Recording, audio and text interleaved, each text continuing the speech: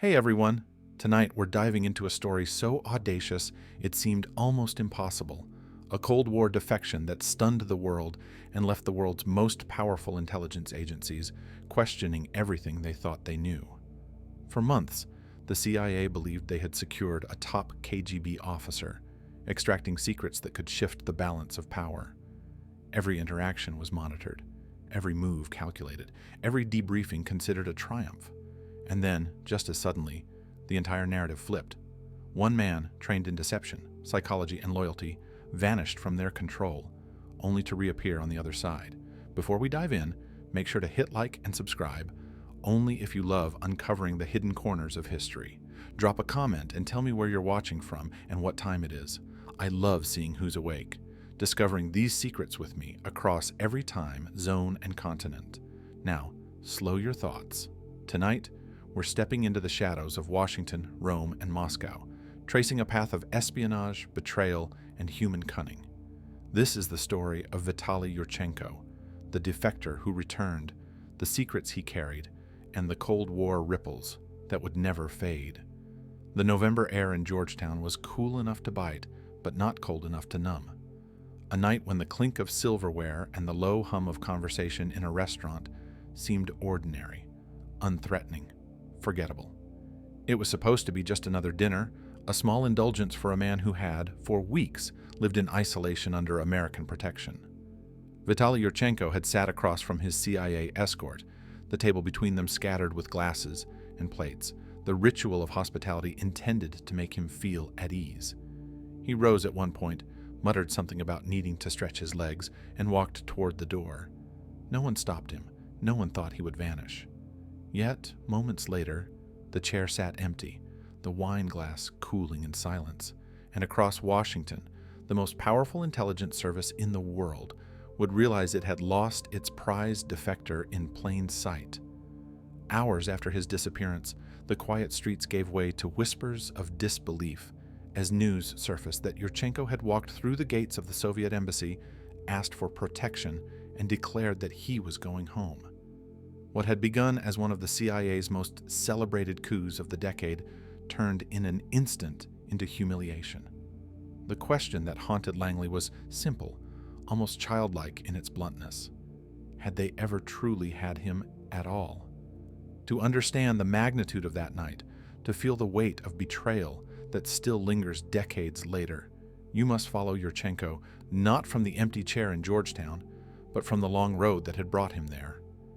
His story begins not with treachery in a restaurant, but with years spent in shadows, climbing through the ranks of an organization built on distrust and silence. Vitaly Sergeyevich Yurchenko was no ordinary Soviet officer. He was shaped by the rigid machinery of the KGB's first chief directorate, where loyalty was the currency of survival and suspicion was as natural as breath. Colleagues described him as disciplined, intelligent, a man who seemed to accept the rules of the game without question. To live inside the KGB was to exist in a world where every phone call could be tapped, every friendship weighed for hidden motives, every gesture interpreted as strength or weakness. For Yurchenko, the world of espionage was not just a profession, it was the only life he knew. He had risen through assignments in Europe and North America, each step deepening his access to the West's secrets. By the time he was stationed in Washington, he had become deputy chief of the KGB's operations there, a position of enormous significance. His work was not the flashy image of spies trading briefcases on park benches. It was methodical, administrative, bureaucratic in appearance, but beneath it flowed streams of information that could shift the balance of the Cold War. Every agent's name, every report, every whisper of American weakness might pass across his desk. Yet, inside that life, the cracks were already beginning to form. For years, Soviet officers abroad lived under a peculiar kind of pressure. They were envied back in Moscow for their access to Western goods, but they were distrusted for that very same reason.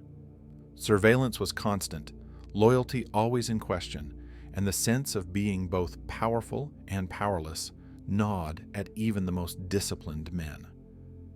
Yurchenko carried that weight quietly, presenting the face of loyalty while privately struggling with an unease that grew harder to suppress. He had learned early that emotions were liabilities in the world of intelligence.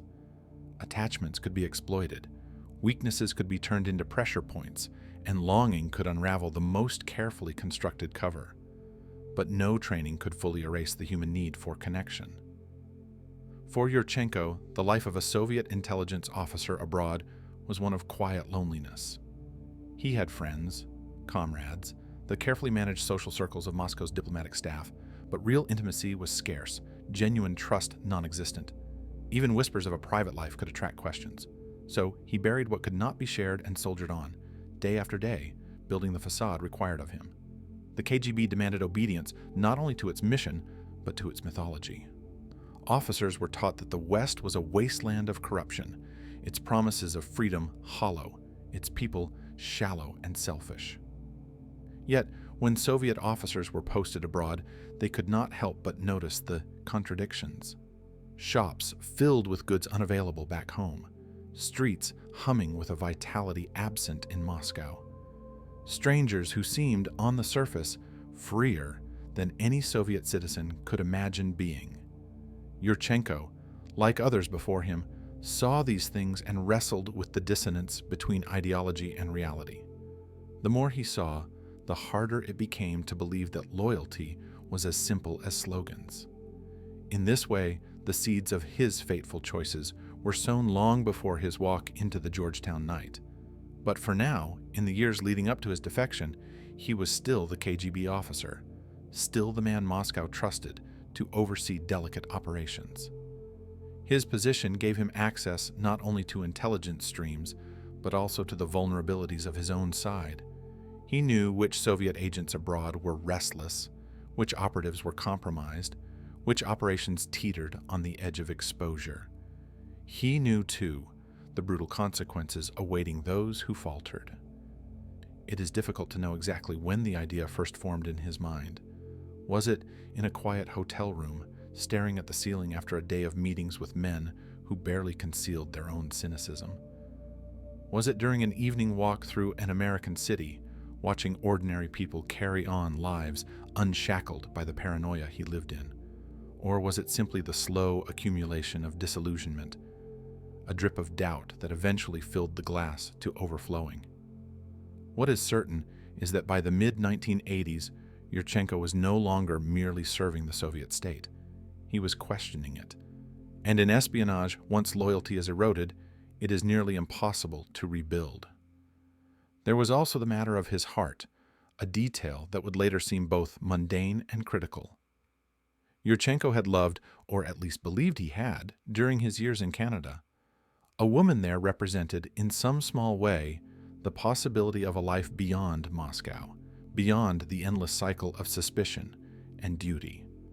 When she moved on, it left a void he could not easily fill. That wound, private and unspoken, may have been as powerful a motivator as politics or ideology.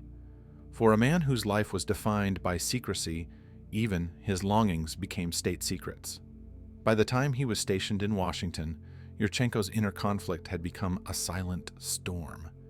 He carried himself with the bearing expected of his position, but inside, he was already negotiating with the idea of breaking free.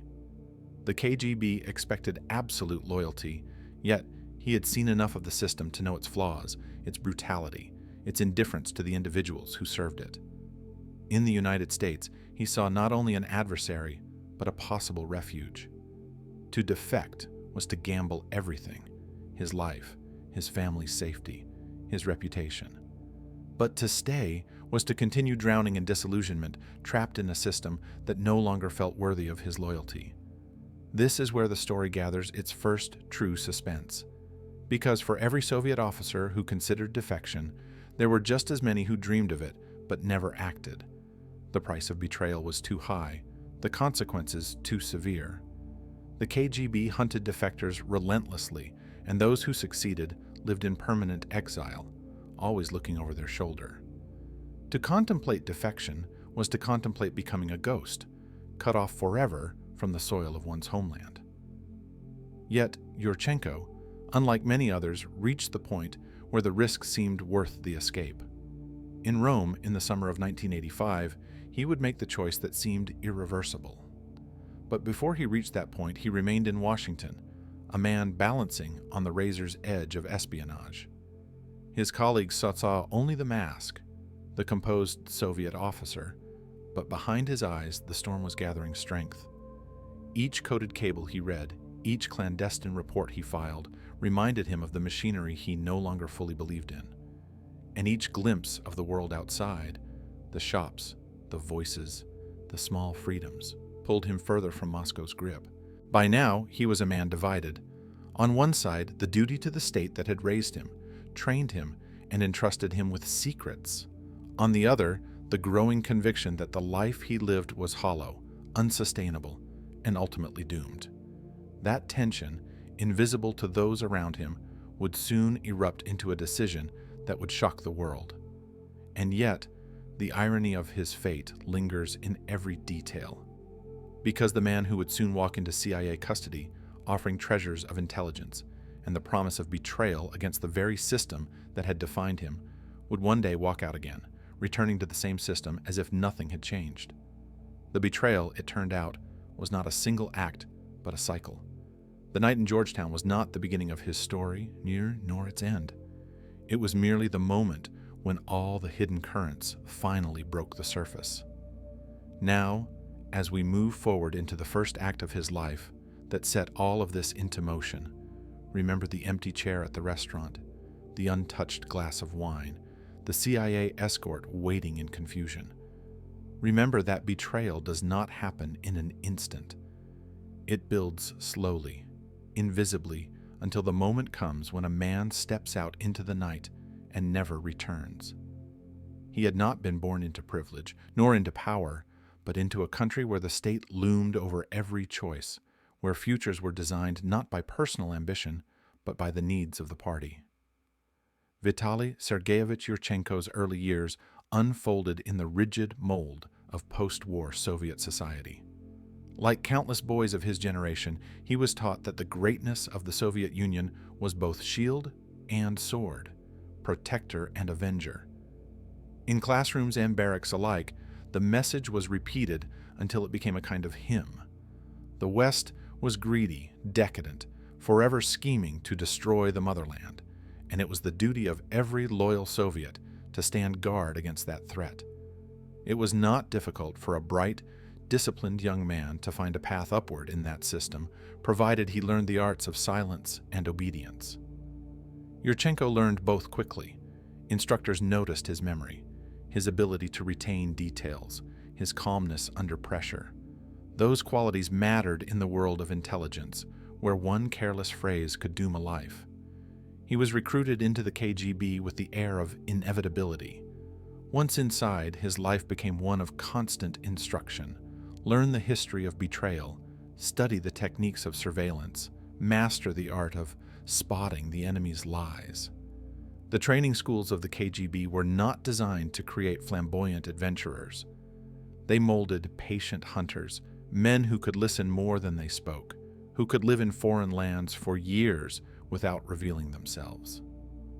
Trainees were immersed in tradecraft, how to detect surveillance by changing routes on familiar streets, how to hide messages in plain sight using seemingly innocuous objects, how to memorize documents without notes, how to test the loyalty of a contact without ever asking directly. Failure in these lessons was not simply a poor grade, it could mean the end of a career before it began. The men who taught him were themselves veterans of operations that spanned continents. Their stories, passed on in hushed tones during lectures, were less inspiration than warning. Trust no one, expect betrayal, never forget that you serve the state and nothing else. Yurchenko absorbed it all. His instructors noted that he showed little of the vanity or recklessness that sometimes afflicted younger officers. He did not boast, did not exaggerate his abilities, did not seek attention. In a profession where invisibility was prized, he already seemed to understand that his best weapon was his unremarkable demeanor. He could walk through a crowd and not be remembered. He could sit in a room and gather everything without speaking. Those who supervised him recognized the asset he could become. As he rose through the first chief directorate, his assignments took him across Europe, into postings where he tasted both the privileges and the constraints of life abroad. The privileges were obvious: better apartments, access to consumer goods that his family back home could only dream of, the intoxicating feeling of walking in cities where shop windows were filled with abundance. The constraints were just as palpable: constant monitoring by his own side, fear of fraternizing too closely with Westerners, the knowledge that any misstep would be reported by his comrades and could stain his record forever. For a time, he accepted this life as natural. After all, he was serving the most powerful intelligence service in the world, an organization whose reputation alone could strike fear into enemies. The KGB was not merely an agency, it was an empire within an empire, a force that touched every corner of Soviet life and projected its influence across the globe. To be part of it was to be both feared and envied. Yet, with that power came a suffocating burden. The further he advanced, the more he realized that loyalty to the state was not rewarded with trust, but with deeper suspicion. The higher one climbed, the greater the scrutiny. In quiet moments abroad, he would sometimes notice the dissonance between the slogans he had memorized and the world he observed. The West was said to be a place of despair, yet he saw people laughing freely in cafes, couples strolling without fear of informants, shops brimming with choice. He was told these were illusions, tricks designed to seduce weak minds. But illusions do not fill stomachs, nor do they build streets of cars that ordinary citizens could purchase. He began to wonder whether the enemy he was taught to despise might actually possess something his own society lacked. This internal conflict grew sharper during his years in Canada.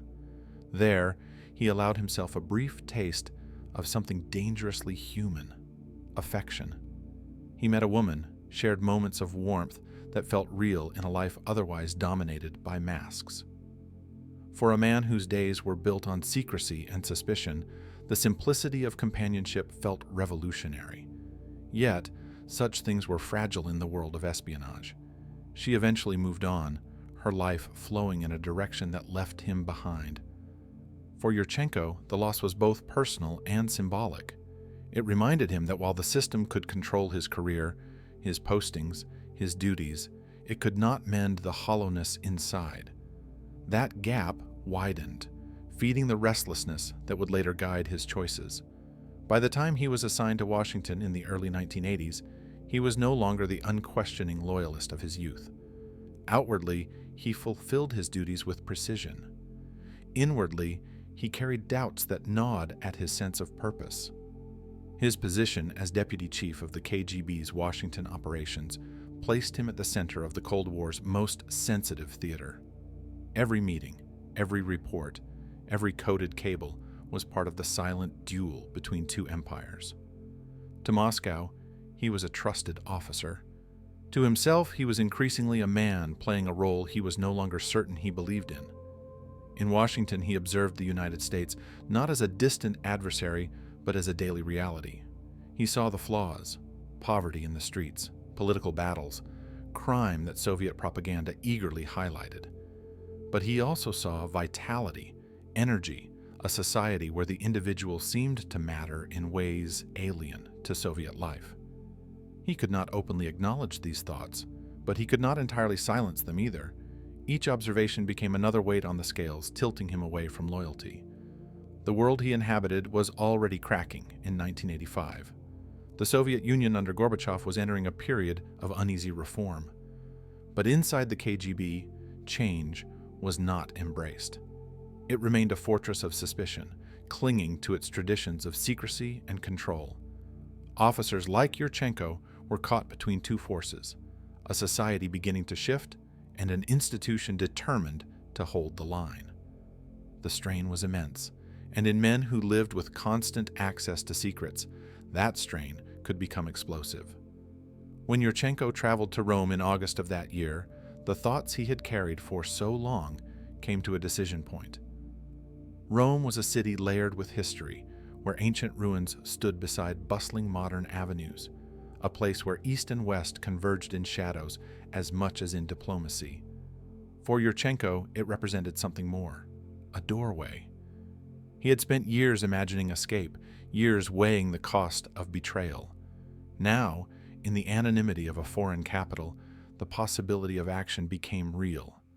The steps he took next would alter his life irreversibly. He reached out to the Americans, initiating the chain of events that would see him vanish from Soviet oversight and reappear under the protection of the CIA. For the Americans, it was the coup of the decade, a senior KGB officer voluntarily defecting, bringing with him the secrets of Moscow's operations. For Yurchenko, it was both liberation and self-destruction. In that moment, he ceased to be merely an officer of the KGB. He became a fugitive from his own system, a man who had chosen to betray everything that had defined him. And yet, as we leave him in Rome, standing on the threshold of that leap, there is a question that refuses to die.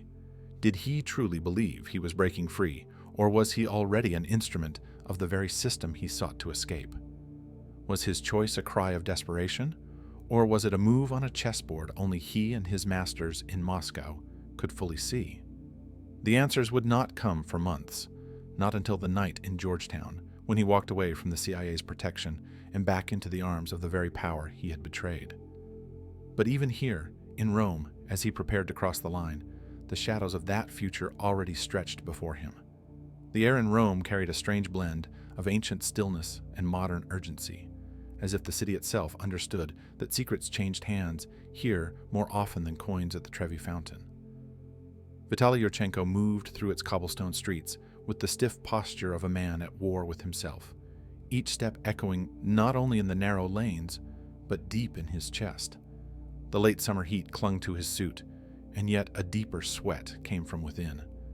He was not a tourist. He was not free. He was a colonel of the KGB, stationed here as part of Moscow's ever-watchful eye, and tonight he was about to commit the one act that every line of his training had warned against, the act that obliterated loyalty, erased homeland, and redefined identity in a single, irreversible breath. He was about to defect.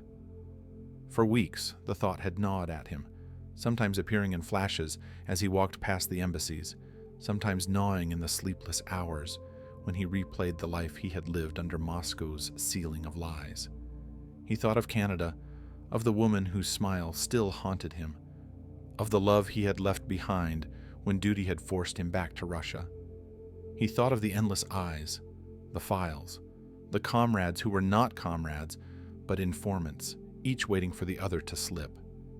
And he thought of himself, not as a colonel, not as a loyal servant, but as a man tired of shadows. Rome was the perfect stage for such a gamble, a crossroads of diplomats and spies where a message could vanish in the crowd and a man could disappear in a blur of noise and traffic. Yurchenko had studied his options, rehearsed in silence. He had scanned the avenues around the American embassy, calculating sightlines, patrols, possible KGB surveillance. He knew the Soviets had their own eyes everywhere, perhaps even watching him now. But he also knew opportunity rarely knocked twice. Tonight, it was time. He walked toward the gates of the U.S. Embassy with the calm face of an official envoy, the face he had worn for years while feeding Moscow's line. Yet, inside, the storm roared. What if the Americans refused? What if they believed he was a plant, a trap, a loyal KGB officer sent to play double games? What if Moscow already suspected him and had men trailing him to seize him the moment he stepped out of line? The possibilities were endless, and each ended in death. But he did not turn back. He pressed forward, every step like a heartbeat on marble. When he reached the heavy iron gates guarded by Marines, he approached with the stiff formality of a man walking into judgment. His voice caught for a moment, then steadied. He told them his name, his rank, his request. He wanted to speak with the CIA. He wanted to defect. It was a phrase that seemed to hang in the humid air like a lightning strike. The Marines exchanged quick looks, then ushered him inside with a speed born not of disbelief, but of recognition. They had seen defectors before, Soviet officers running from the Red Machine, but never one at this level. Never a colonel with years of access, layers of knowledge, names, methods, pipelines of espionage. In a city where whispered secrets were currency, this was like a man walking in with a treasure chest. Inside the embassy, Yurchenko was guided through a maze of halls to a secure room. The air smelled faintly of leather and stale coffee, of secrets traded at midnight. The CIA men who greeted him wore the polite skepticism of professionals who knew that every prize could also be a poisoned chalice. They listened as he confirmed his identity, his credentials, his intent. He spoke in measured tones, offering details only someone of his station could know.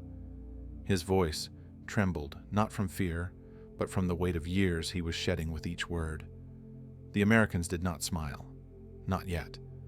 To them, every defector was a potential deception. Every colonel could be a Trojan horse.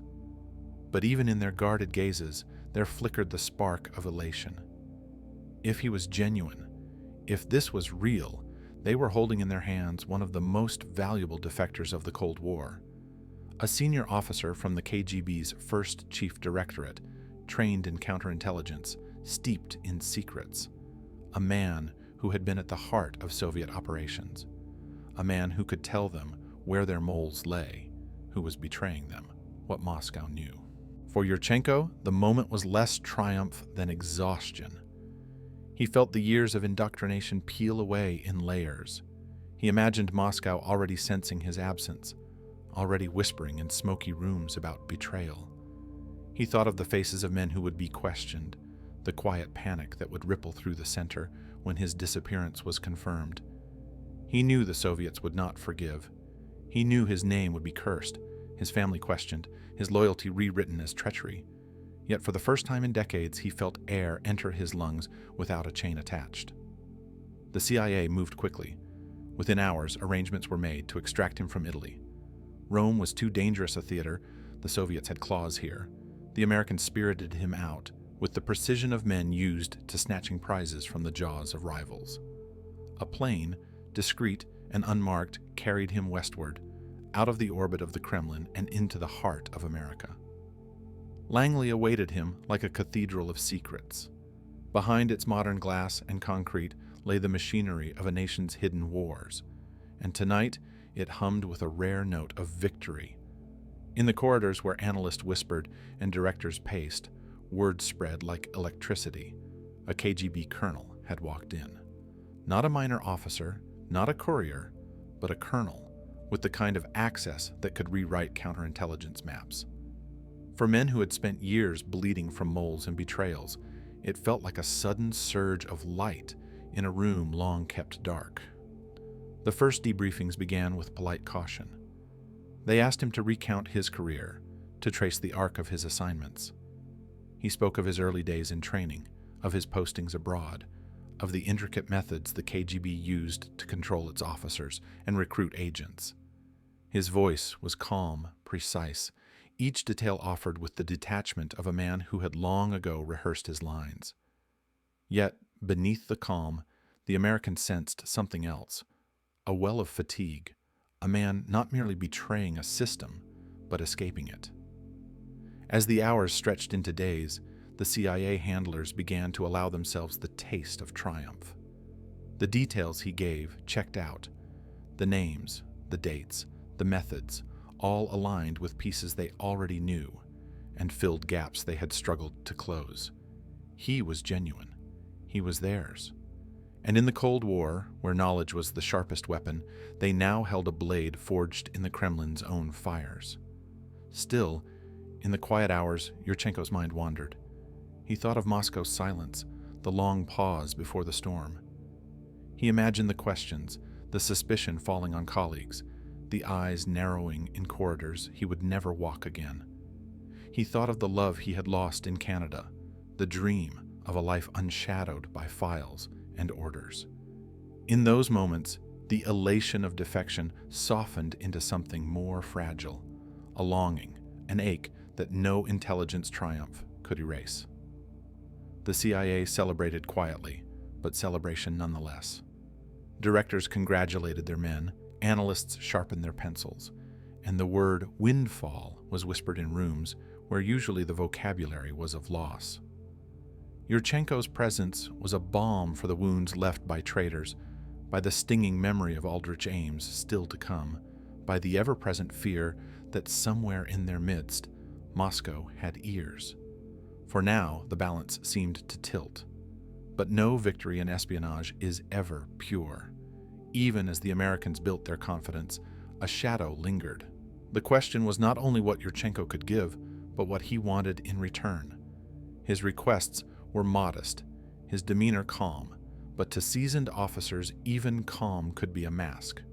Trust, in this world, was a currency thinner than paper. They believed him, but belief was never complete, not in the game of spies. And so, the debriefings continued, a dance of questions and answers, of details laid bare and secrets untangled. Each revelation was a gift, each confirmation a small victory.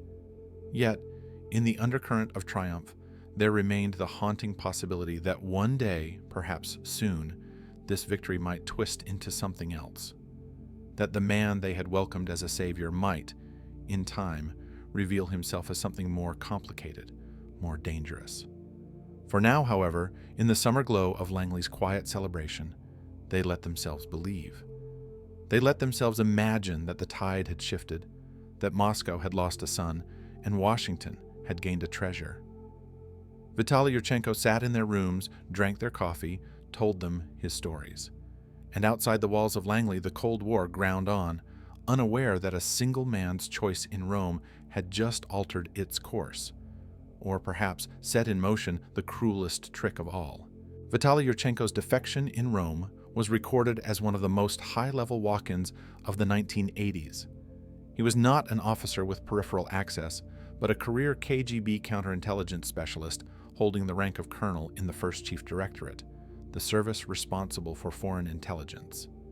His portfolio had included oversight of clandestine operations, review of case officers' activities abroad, and knowledge of ongoing penetrations against Western services. In the Cold War context, this meant he carried institutional memory that could assist the CIA in validating or discrediting entire networks.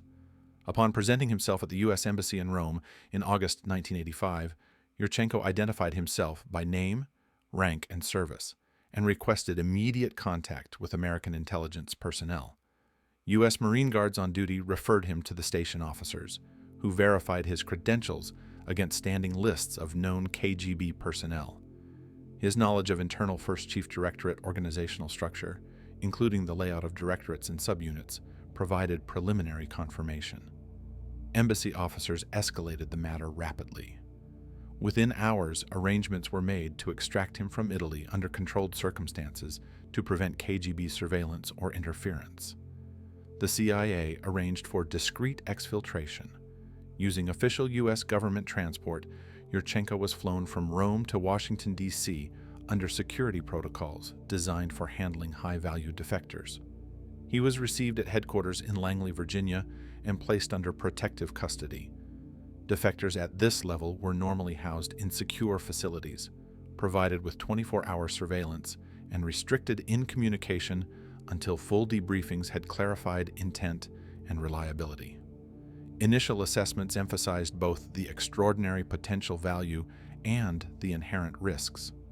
Since the late 1970s and early 1980s, the CIA had suffered damaging penetrations, including those by Edward Lee Howard and later Aldrich Ames, which demonstrated Moscow's ability to compromise Western services. A senior KGB officer presenting himself voluntarily was therefore treated with both enthusiasm and suspicion. Analysts knew that the KGB occasionally used dangles, sets, controlled false defectors inserted to mislead, feed disinformation, or identify CIA collection gaps. The question was whether Yurchenko was genuine or another such operation. Debriefings began under the supervision of counterintelligence specialists and Soviet division officers. According to accounts later made public, Yurchenko provided a consistent biographical narrative. He described his recruitment into the KGB in the 1950s, his training in counterintelligence methodology, and his career trajectory through various assignments. He outlined procedures for agent recruitment, surveillance, and communication security used by the first Chief Directorate. His testimony included specific names of Soviet officers operating abroad under diplomatic or commercial cover. These names matched with partial information the CIA already held, which increased confidence in his bona fides. Among the most significant disclosures in these early sessions was information regarding Edward Lee Howard, a former CIA case officer dismissed in 1983. Howard had been trained for a Moscow posting, then terminated after failing polygraphs and coming under suspicion for narcotics use. Yurchenko identified Howard as a KGB asset who had provided critical details about CIA operations in Moscow, including information that led to the compromise of American sources there. This revelation directly accounted for several unexplained losses in the Soviet capital and validated suspicions surrounding Howard's abrupt dismissal. Howard subsequently defected to the Soviet Union in September 1985, shortly after Yurchenko's disclosure. Yurchenko also identified Ronald Pelton, a former National Security Agency employee, as a Soviet agent. Pelton had resigned from the NSA in 1979 and had approached the Soviet embassy directly in Washington. He disclosed highly classified information on U.S. signals intelligence programs, including Operation Ivy Bells, the Navy's effort to tap undersea Soviet communications cables. Pelton's recruitment and handling had been a major success for the KGB. Acting on Yurchenko's information, the FBI arrested Pelton in November 1985, a major counterintelligence success that confirmed Yurchenko's credibility. These disclosures were received at Langley with considerable elation. For years, the agency had struggled with unexplained compromises and the suspicion that its networks were being dismantled systematically.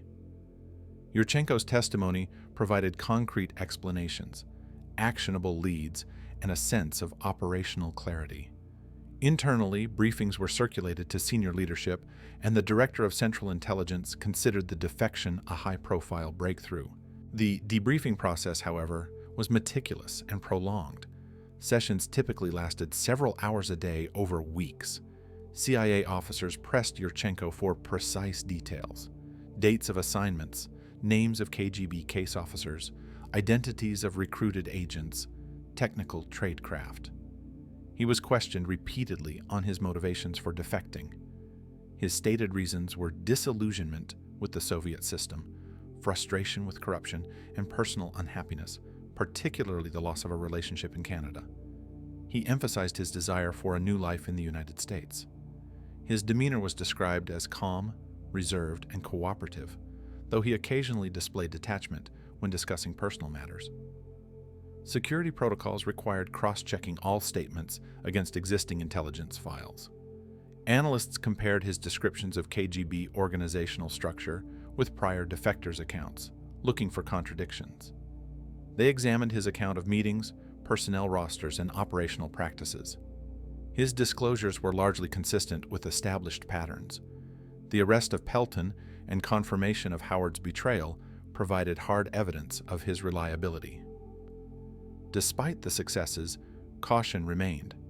Counterintelligence officers noted that while Yurchenko provided significant cases, he also withheld broader strategic insights that one might expect from a colonel in counterintelligence. His knowledge seemed compartmentalized in ways that left gaps. Some officers speculated this was natural, KGB structure was compartmented, but others wondered if it indicated deliberate withholding. The possibility that he had been dispatched as a dangle was not dismissed entirely. Operationally, Yurchenko was provided with protective measures typical for defectors. He was lodged in secure housing, given round-the-clock surveillance by security officers, and limited in contact with the outside world.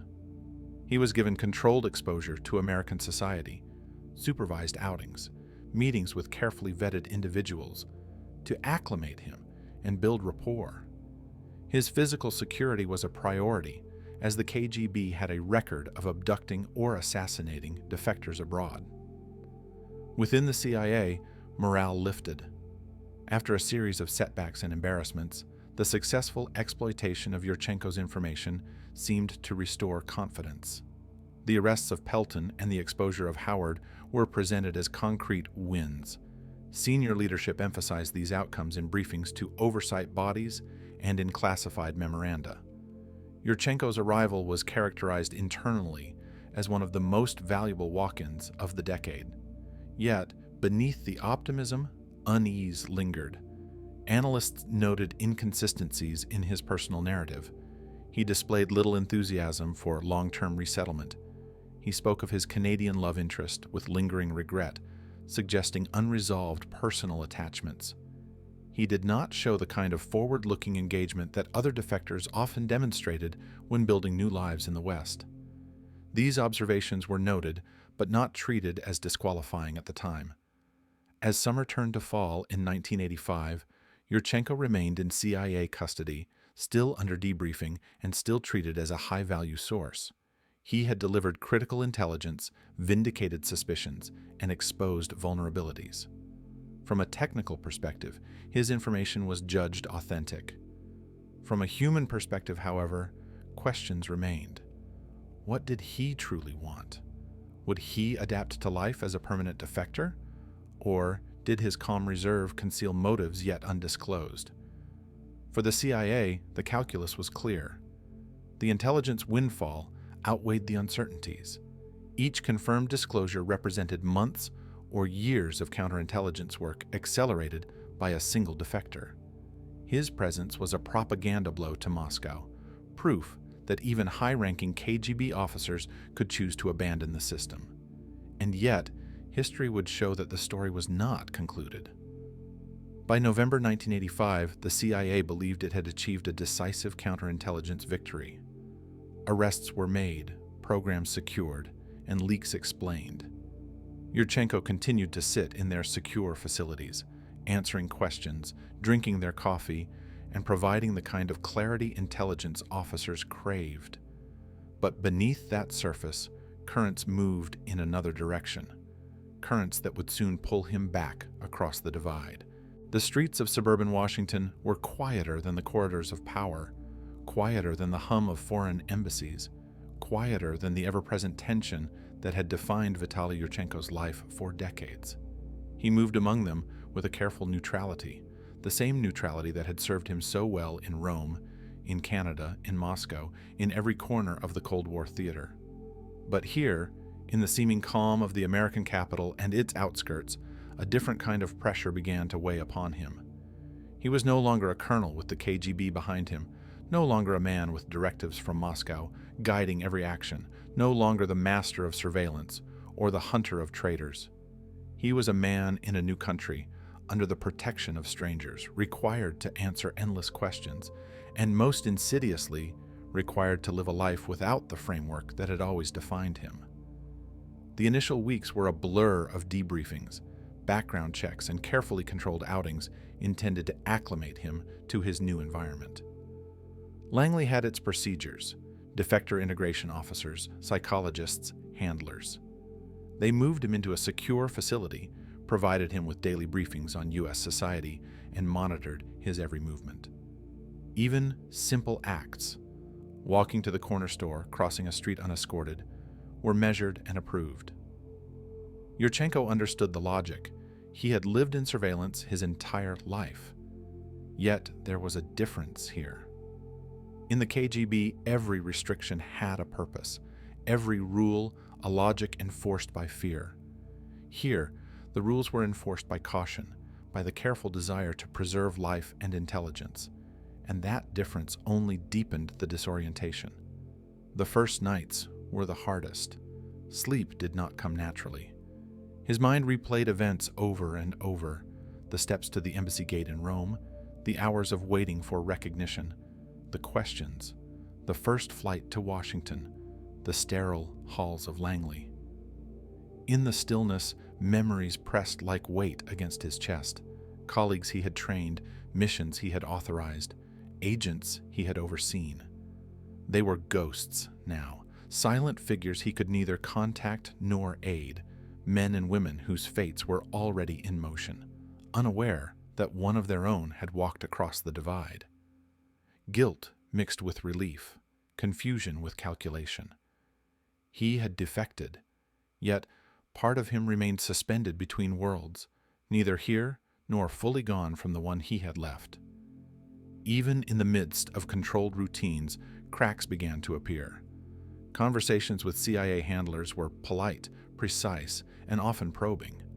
They asked him to reconstruct his years in the First Chief Directorate in minute detail, from internal protocols to field operations to the identities of agents operating under diplomatic cover. Yurchenko provided answers that were both accurate and selective. He offered information that confirmed the existence of compromised agents and exposed critical leaks. Yet in some areas he hesitated or offered explanations that required cross-verification. It was a delicate dance. He had walked in as a prize, but he still held pieces of information in reserve. The American sensed it. The question was whether these omissions were deliberate or simply gaps in his memory, the result of years spent compartmentalizing every fact, every name, every code. Loneliness became a constant companion. He could not meet friends casually, could not wander streets freely, could not trust that the few interactions outside his protective circle were not surveilled.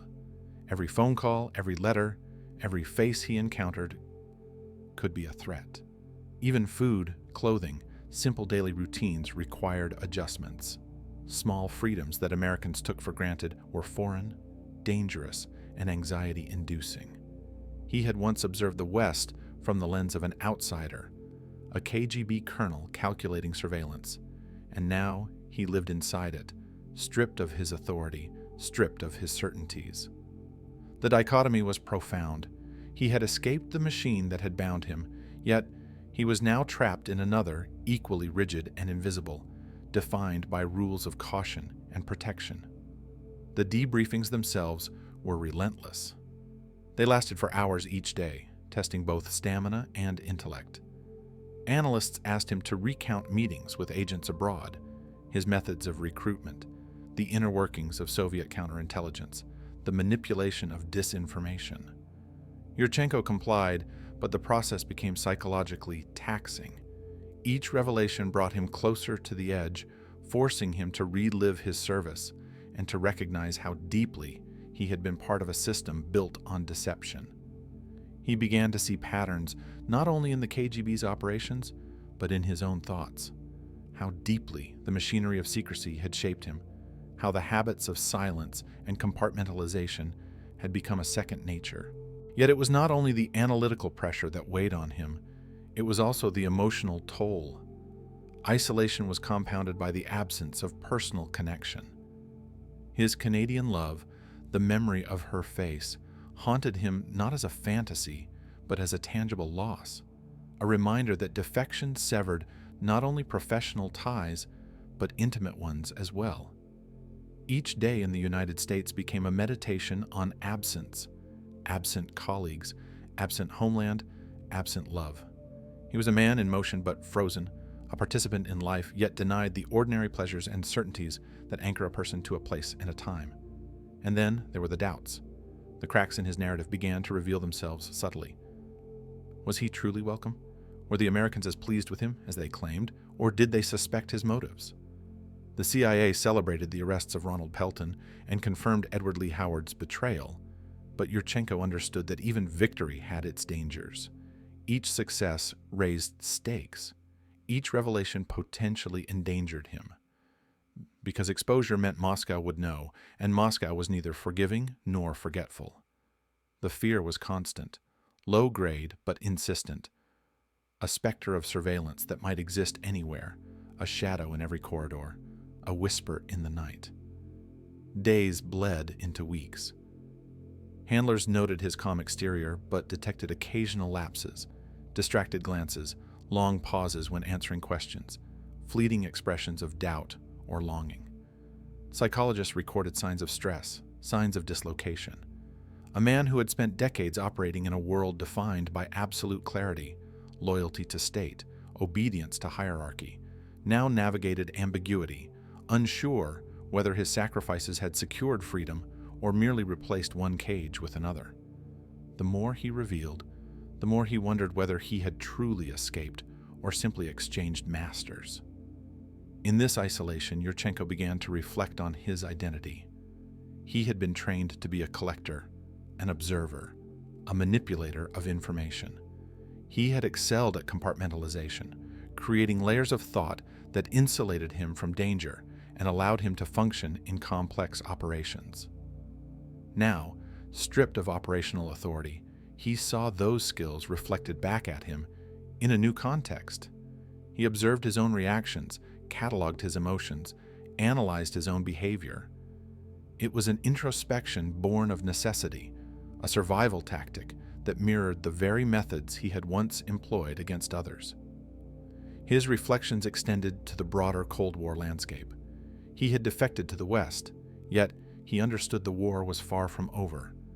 The information he provided would shift balances, trigger arrests, influence counterintelligence priorities, and yet the larger forces, ideology, geopolitics, espionage networks, would continue. He was a small piece in a vast, unyielding machinery. The personal triumph of defection was tempered by the realization that history moved independently of any single act. Cracks in his narrative also began to take shape in operational terms. Analysts noticed discrepancies between Yurchenko's descriptions of KGB communications protocols and independent intelligence obtained from other sources. Some timelines did not align perfectly. Some names were misremembered, perhaps deliberately obscured. The CIA, while elated by the strategic windfall, began quietly to note these anomalies, flagging them for further investigation. Even as Yurchenko provided actionable intelligence, the shadow of doubt grew. How much was truth, how much omission, and how much deliberate deception? Despite the ambiguities, Yurchenko's presence remained invaluable. The arrests and neutralization of compromised networks provided immediate operational advantage. Analysts began to map KGB penetration in real time, cross-referencing his statements with intercepted communications, recruitment logs, and previous defectors' reports. The value of his insider knowledge was undeniable, but the psychological burden on him was relentless. Each day brought a reminder that he had severed ties with his past life, that Moscow would react, that trust was provisional, and that adaptation to his new life was both imperative and fraught. Yet, in the quiet moments, he began to consider possibilities that extended beyond mere survival. He contemplated his next steps, the potential for reinvention, the limits of the new world he inhabited. The United States offered protection, but it also imposed constraints. He could walk its streets, eat in its restaurants, buy its newspapers. Yet, he was not free in the ordinary sense. He was a guest, a subject under constant surveillance, an intelligence asset first and a human being second. The realization created tension within him, an awareness that would later influence decisions that shocked both his American hosts and his former Soviet superiors. In these weeks and months, Yurchenko's psychological state oscillated between relief and anxiety, between pride and deep unease. He understood that his defection was a victory in operational terms, but a defeat in personal terms. The cost of loyalty broken and life uprooted weighed heavily. The CIA viewed him as a windfall. He viewed himself as an exile.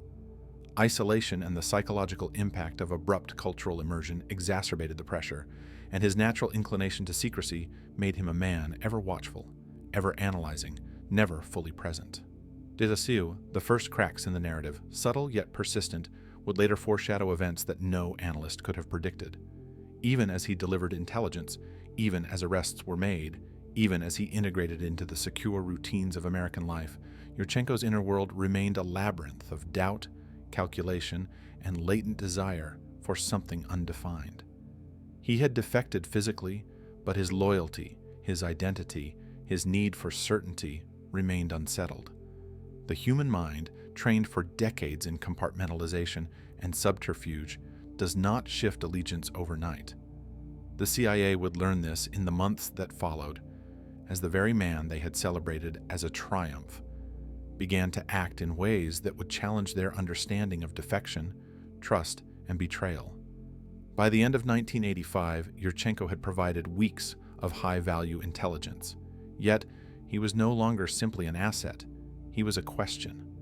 His handlers were elated with the results, yet wary of the man himself. He was living proof that espionage was as much about psychology as about documents, as much about character as about operations. The cracks in his narrative, subtle hints of dislocation and hesitation, suggested that the story of Vitaly Yurchenko was far from over. And indeed, those fissures would soon widen into events that none in Washington could have anticipated, events that would transform the most celebrated defection in years into one of the Cold War's most confounding episodes.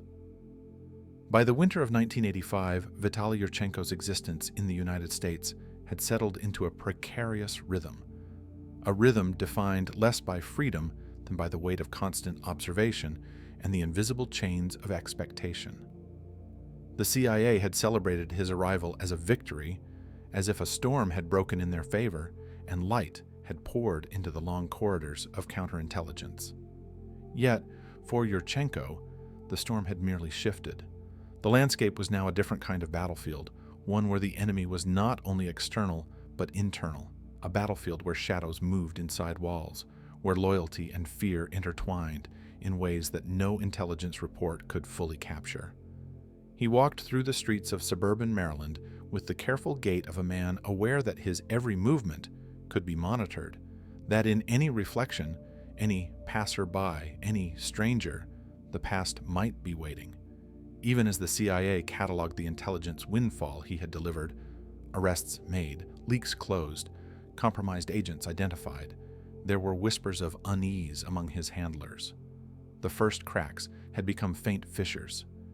Yurchenko displayed signs that were subtle but consistent: hesitation in recounting events, over-precision in some areas, gaps in others. Analysts noted these inconsistencies not as evidence of deception, but as warnings that the man might still be navigating allegiances invisible to them.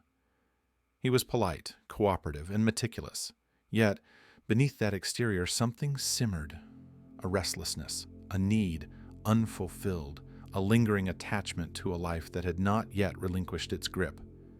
It began with letters from Moscow, though not in the form one might expect. At first, they were indirect, cryptic references through intermediaries, mentions of mutual contacts, veiled reminders that he was still a man born of the Soviet system.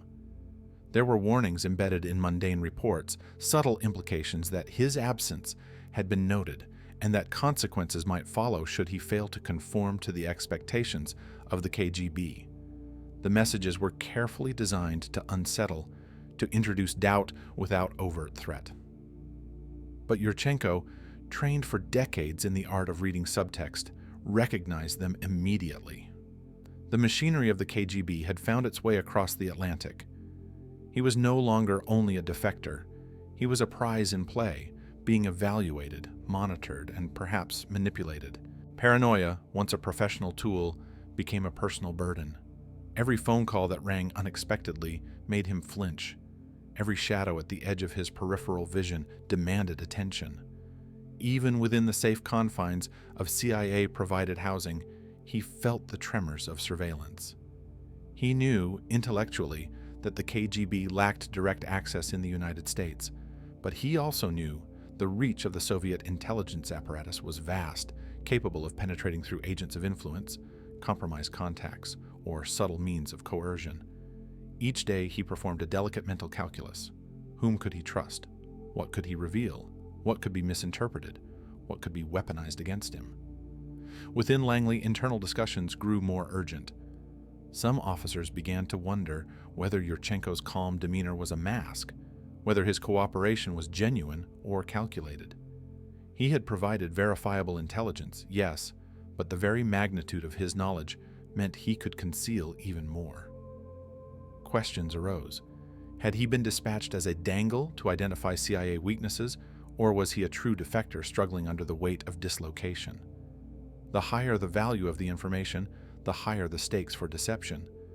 Analysts noted his meticulous attention to wording, the careful pauses before sensitive admissions, and the way he avoided speculating on areas where intelligence gaps persisted. To a trained counterintelligence eye, these were not necessarily signs of duplicity, but they were not reassuring either. Outside Langley, the world moved forward indifferent to the quiet crisis unfolding in safe houses and secure rooms. Cold winds swept through the streets, carrying with them the tang of history, the scent of ash and smoke from forgotten battles. Yurchenko walked these streets, and each step reminded him that the world he had defected into was not entirely separate from the one he had abandoned. He had left Moscow physically, but the mental imprint of decades of service, of obedience, of surveillance and counter-surveillance remained indelible. Every instinct, every reflex was shaped by the KGB, and now those same instincts triggered anxiety in a land that promised freedom yet demanded transparency. It was during one particularly long debriefing that the first real tension began to surface. Analysts pressed him on operational methods he had used to recruit and monitor agents abroad. He answered accurately, but the detail was selective, the emphasis calibrated. It was enough to satisfy the CIA's immediate needs, yet it left gaps, not critical gaps, but gaps that caused analysts to pause. They recorded their observations meticulously: pattern of omissions, potential deliberate withholding, possibility of latent loyalty to the Soviet system. For Yurchenko, these sessions were exhausting. Each answer was a test, each question a trap. The more he revealed, the more he realized how thin the line between defector and agent could be. Then came the indirect threats, messages delivered through intermediaries, sometimes in letters, sometimes through casual encounters arranged by untraceable channels, reminded him that Moscow had not forgotten him. They referenced names of colleagues and acquaintances still in Russia, hinting at their fates in ambiguous terms. They implied knowledge of his daily routine in the United States. These communications were subtle, never overtly violent, never explicit in demand, yet they carried the unmistakable weight of coercion. The psychological impact was profound. Yurchenko understood, as he had understood countless times in his career, that threats need not be direct to be lethal. The presence of the KGB in his consciousness, the constant possibility of their influence, created a mental pressure that began to erode his confidence in the permanence of his defection. At the same time, isolation intensified the strain. American handlers, cautious and precise, allowed contact only within tightly controlled parameters. Socialization was minimal. Casual human interaction, the kind that stabilizes the psyche, was denied. In the quiet hours, Yurchenko experienced the weight of solitude in a way he had not anticipated. Every letter from family in Russia was scrutinized. Every photograph, every mention of old friends carried potential consequences. The emotional vacuum deepened the cracks that had begun forming in his allegiance. He was surrounded by protection, yet profoundly exposed. CIA internal politics complicated the picture further. Analysts celebrated his intelligence contributions, but some began to lobby for a more aggressive exploitation of his knowledge. Others advocated patience, noting the psychological pressure Yurchenko was under, and warning that overexposure might backfire. The balance between utilizing a valuable asset and protecting him was delicate. Yurchenko, ever perceptive, sensed these tensions. He understood that the Americans had invested in him, that they trusted him, and that this trust was also a form of leverage. Each discussion, each meeting, was another layer in the invisible architecture of influence. By early 1986, the cumulative effect of surveillance, isolation, indirect threats, and the relentless demand for information began to crystallize a new reality in Yurchenko's mind. Defection, which had once seemed a gateway to freedom, now felt like a cage of another kind. The physical distance from Moscow could not erase the mental imprint of years spent under control, nor the persistent reminders that the KGB's reach, even across continents, was formidable. Doubt seeded itself in his calculations. Could he truly trust the Americans? Were their intentions as transparent as they claimed? What if the very agency he had chosen as sanctuary was itself a mechanism of control? The first conscious thoughts of returning to the Soviet fold appeared not as impulsive whims, but as a calculated solution to an unbearable problem. The KGB had always operated with a patient, long-view strategy. Now, in exile, he found himself evaluating the calculus in similar terms. He recognized the patterns, the carefully timed threats, the subtle insinuations, the psychological nudges designed to make a man reconsider his choices. The agency that had trained him to read subtext and hidden intent now found him applying those same skills to his own circumstances. Each day, the idea of redefection gained texture, a growing outline shaped by fear, fatigue, and the seductive clarity of returning to a familiar framework. Analysts at Langley noticed changes. Minor inconsistencies previously overlooked became patterns.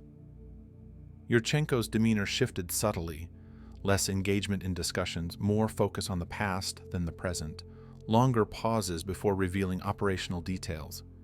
He asked questions about Moscow with unusual frequency, about channels of communication, about the safety of colleagues he had named. These inquiries were superficially rational, but revealed to seasoned observers an internal negotiation underway.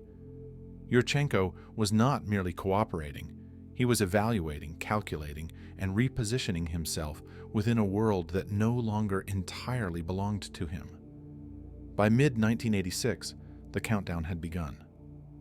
Yurchenko was still a valued source, still delivering intelligence that the CIA exploited to full effect. Yet, the psychological pressure, the isolation, the lingering influence of the KGB, and the subtle manipulations of a man trained in espionage coalesced into a tension that no briefing, no analysis could fully alleviate. The reappearance of the KGB's shadow in his life was both literal and metaphorical. Messages, memories, training, and instinct converged to create a reality where he understood the next steps would be both perilous and inevitable. The final weeks before his decision to redefect were marked by a careful observation of patterns, the routines of his handlers, the timing of communications from Moscow intermediaries, the surveillance protocols, the protective measures imposed upon him. Each element of his environment became part of an internal map, a mental chessboard where the stakes were nothing less than freedom, loyalty, and survival. Every choice was weighed against decades of KGB training, the enduring influence of Soviet intelligence doctrine, and the unmistakable certainty that Moscow would not forgive nor forget a perceived betrayal. And so, the stage was set. Yurchenko, physically secure yet psychologically pressured, under the protection of those who both trusted and subtly monitored him, faced a decision that would shock Washington, confound Moscow, and rewrite the narrative of what it meant to defect in the Cold War. He had come to America seeking safety and clarity, yet he now understood that the boundaries of loyalty, trust, and identity were far more malleable than any one man could predict. The countdown to redefection was not sudden, not dramatic, but methodical, the slow accumulation of pressure, isolation, and imperceptible nudges that only a mind trained in espionage could fully perceive and exploit.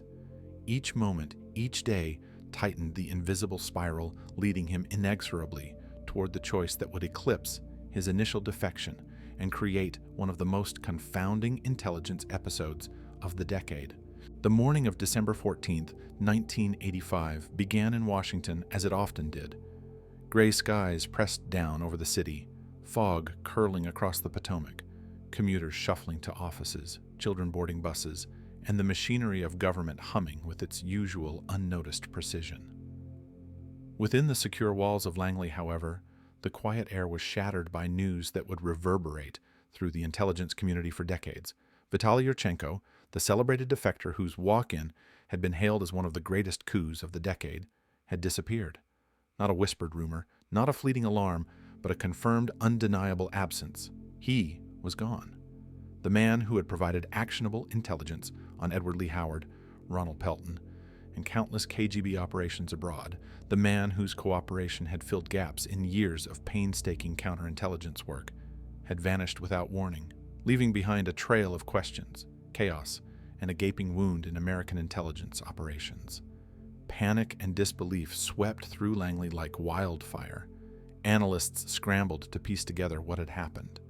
Handlers, some of whom had spent weeks coaxing out details from him, began frantically retracing schedules, reviewing security logs, and interrogating colleagues about any anomaly that might explain his disappearance.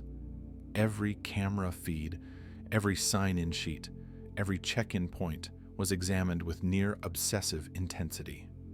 How could a man under continuous protection in a secure facility with constant surveillance simply vanish?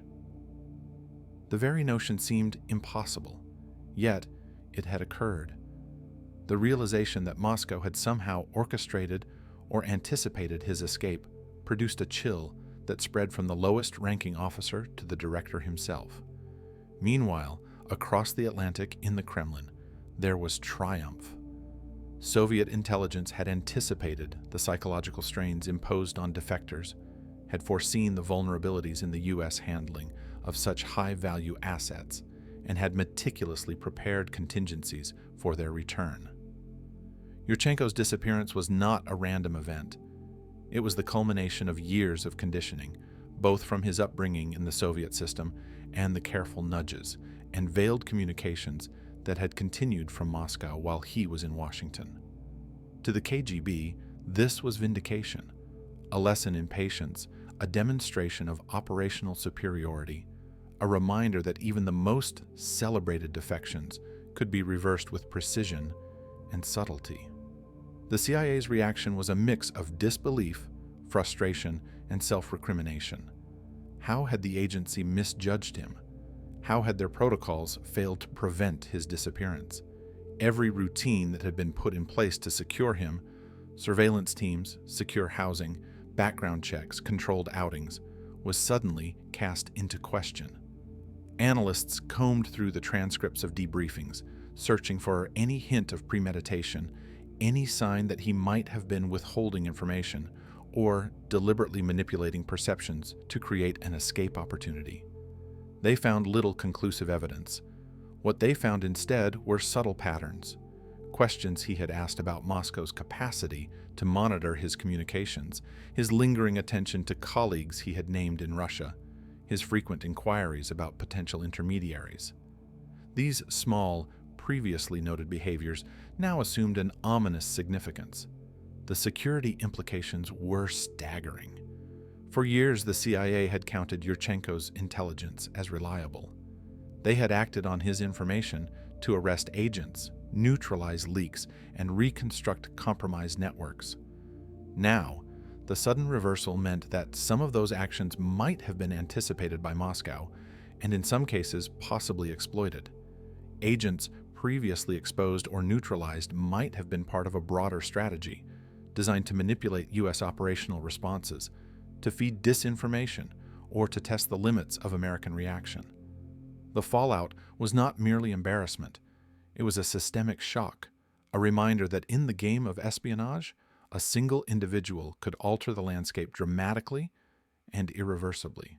Meanwhile, Yurchenko's journey back to the Soviet Union was itself a masterclass in the subtle orchestration that defined KGB operations. He traveled not in the bold, conspicuous manner of a typical operative, but through quiet, methodical steps, safe houses, carefully timed transit points, intermediaries who had been instructed years in advance, channels of communication prearranged and only now activated. Each movement was calculated to avoid detection, to minimize the risk of interception, and to ensure that by the time Washington realized he was gone, he was already across the Atlantic, safely in Moscow's embrace. To the KGB, this was not merely the return of a colonel. It was a signal, a psychological victory that reinforced the power of their long-view strategies, the patience embedded in decades of training and operational discipline. For Yurchenko himself, the decision to return was neither impulsive nor emotional in the way observers might assume. It was a product of long, intense calculation, shaped by weeks of observation, pressure, and subtle manipulation. The isolation he had endured, the constant surveillance, the psychological dislocation, the indirect threats, and the enduring pull of the familiar had coalesced into a single, unavoidable conclusion. The only path forward, the only way to reconcile survival, loyalty, and identity, was to return. In his mind, he was not betraying America so much as reclaiming a version of himself that had been suspended, distorted, and manipulated in a foreign environment. The choice was both deeply personal and strikingly cold in its pragmatism, a reflection of decades of training in an intelligence system that valued calculation over sentiment. Langley's response to his reappearance in Moscow was immediate and profound. Emergency meetings were convened, field operations were suspended pending review. Surveillance records were combed for gaps, and internal memos circulated warning of potential repercussions. Every operational assumption built around Yurchenko's defection was now suspect. How much of his intelligence could be trusted retroactively? Had any of his revelations been intended to mislead, even partially? The entire framework of counterintelligence work that had relied on his cooperation was suddenly placed under scrutiny, forcing analysts and leadership alike to confront the fragile foundations upon which their victories had been built. Beyond the walls of Langley, the broader intelligence community reacted with shock. Foreign liaison services, who had been briefed on Yurchenko's defection and his contributions, faced the realization that a high-value source had been lost under extraordinary circumstances. The ripple effects extended to policy circles, where questions about U.S. counterintelligence capabilities began to circulate. Congressional committees demanded explanations, and the media, once kept at bay, began piecing together fragments of a story that read like a thriller. A Soviet colonel walks into the CIA, delivers explosive intelligence, and then vanishes back to Moscow under circumstances that defied explanation. The Cold War narrative had suddenly shifted, and Washington's credibility in the intelligence community suffered an unspoken but tangible blow. Moscow, on the other hand, reveled in the triumph. Yurchenko's return was presented internally as proof of the strength of Soviet intelligence doctrine, the resilience of loyalty under pressure, and the superiority of long-term psychological strategies over immediate tactical victories. Senior KGB leadership analyzed the sequence meticulously, recognizing not only the operational success, but also the symbolic power. A man who had walked into the enemy's hands, who had exposed critical failures, had returned under his own volition, a living emblem of Soviet skill and patience. Debriefings in Moscow dissected every interaction he had had in the United States, every piece of information he had disclosed, every question he had asked, in order to extract lessons that could inform future operations. The shockwaves extended to American intelligence operations already in motion. Plans built on Yurchenko's disclosures, surveillance, arrests, and neutralization of compromised networks had to be reassessed. The timing and methodology of his information had been taken at face value, and now analysts had to consider whether some patterns had been anticipated, whether certain networks had been deliberately exposed, and whether counterintelligence operations might have been shaped to mislead. The complexity of retroactively evaluating intelligence after the defectors' return created operational paralysis and a profound sense of vulnerability.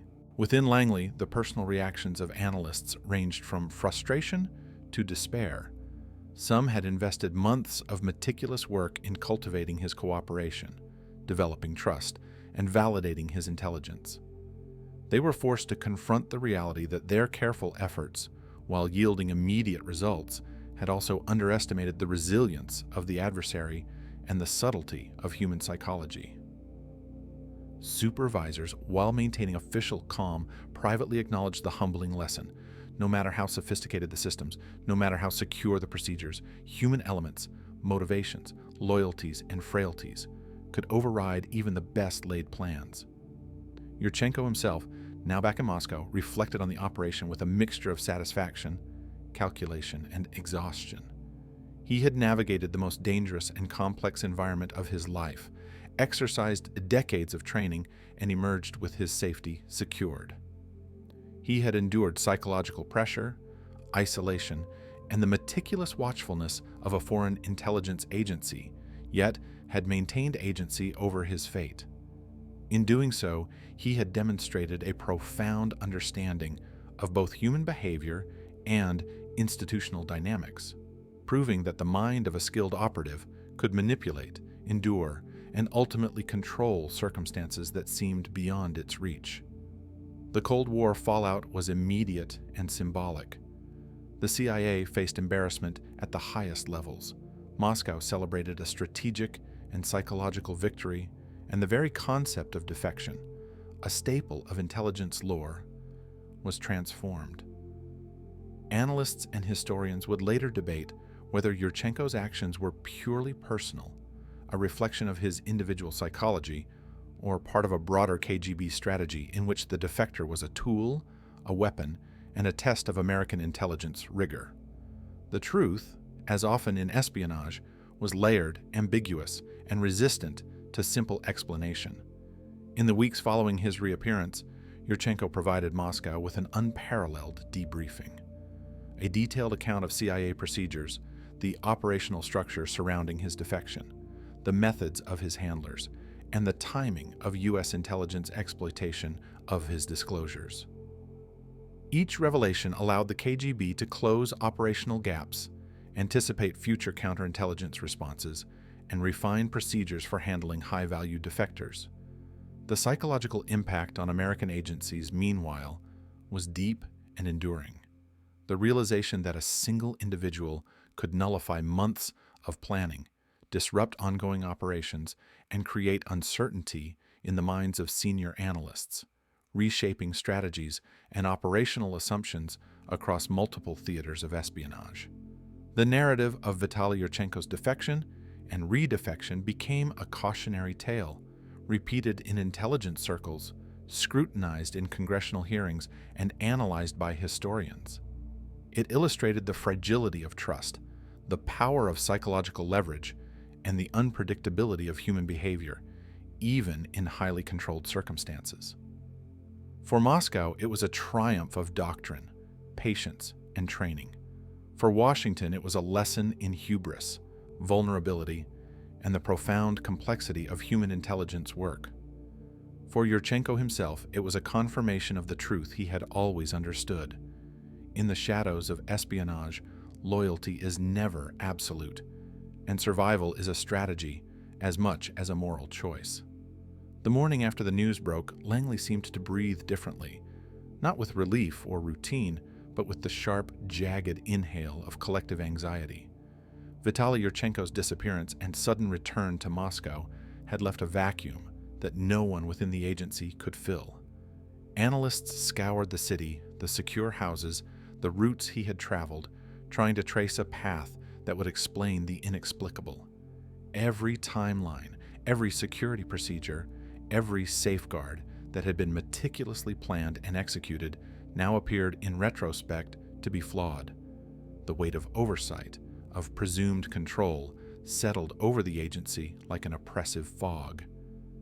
Senior leadership convened emergency meetings, a cascade of tense, whispered conversations and closed-door briefings that lasted hours, yet yielded no definitive answers. Each participant carried a quiet dread that the ramifications of Yurchenko's redefection would ripple outward in ways impossible to contain. Investigations began immediately. Security logs, surveillance tapes, travel manifests, and access records were examined with forensic precision. Analysts combed through every recorded conversation he had participated in, every interaction he had had with American handlers, every document he had requested or reviewed. It was as if the agency had to reconstruct history not to understand it, but to protect itself from the stark reality that a single human decision had undone months of planning. Some procedural gaps were obvious only in hindsight. Minor lapses in monitoring, overlooked windows of opportunity, routine protocol deviations that Yurchenko had exploited with quiet calculation. Others were more subtle. Psychological vulnerabilities inherent in high-value assets, stress induced by isolation, the human tendency to evaluate risk and seek familiar structures even under threat. In Washington, these lessons were being cataloged not as academic curiosities, but as urgent warnings. Blame became inevitable. Analysts whispered behind closed doors about who should have seen it coming, who had failed to anticipate the possibility of a redefection. Supervisors faced scrutiny for procedural oversights. Field officers were questioned about their vigilance. Psychologists were pressed on whether they had adequately assessed the strain placed upon Yurchenko. The discussions were polite on the surface, but charged beneath with frustration, disbelief, and the bitter recognition that even the most sophisticated systems were fallible in the face of human ingenuity. Each department sought to shield itself, to assign responsibility elsewhere, but the truth was inescapable. The failure was systemic. Yurchenko had exploited both opportunity and psychology with a precision no one had predicted, revealing the fragility of American counterintelligence protocols and the vulnerability of even the highest value defectors. The operational damage assessment was staggering. Agents exposed or neutralized based on his intelligence had to be reevaluated, their fates reconsidered in light of the possibility that Moscow had anticipated certain moves. Networks that had been considered compromised might have been deliberately left partially intact as part of a broader KGB strategy, feeding disinformation back into U.S. operational planning. Every success Yurchenko had delivered now carried the potential taint of orchestration, the haunting question: had the very intelligence that had been celebrated as a victory been part of a trap? Langley, normally confident in the accuracy and value of defectors' intelligence, now faced the unsettling possibility that the metrics by which they had judged Yurchenko's contributions might themselves have been manipulated, undermining both current operations and strategic planning. Beyond Langley, the implications spread outward into the broader intelligence community. Allies were informed with cautious brevity, and diplomatic channels bristled with tension. Foreign services who had relied on briefings about the defectors' knowledge now faced uncertainty, a creeping doubt that any analysis of KGB operations based on Yurchenko's disclosures might require reevaluation. Strategic planning, operational deployment, and the calibration of counterintelligence measures suddenly became exercises in speculation and verification as agencies scrambled to separate fact from potential fabrication. The narrative of triumph had become one of uncertainty, a reminder that intelligence work, for all its sophistication, ultimately relied on human judgment, a resource as fallible as it was invaluable. Within Congress, the reaction was a mixture of anger and incredulity. Committees tasked with oversight of intelligence operations demanded explanations. Staffers, some seasoned veterans of Cold War oversight, expressed frustration that such a high-profile asset could simply vanish and reappear in Moscow. Questions were raised about agency procedures, the psychological evaluation of defectors, and the effectiveness of protective protocols.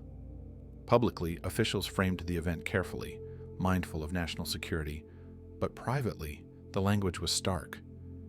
The agency had been blindsided by a human actor whose training, cunning, and circumstances rendered safeguards inadequate. The Cold War theater, too, shifted imperceptibly in response to the shock.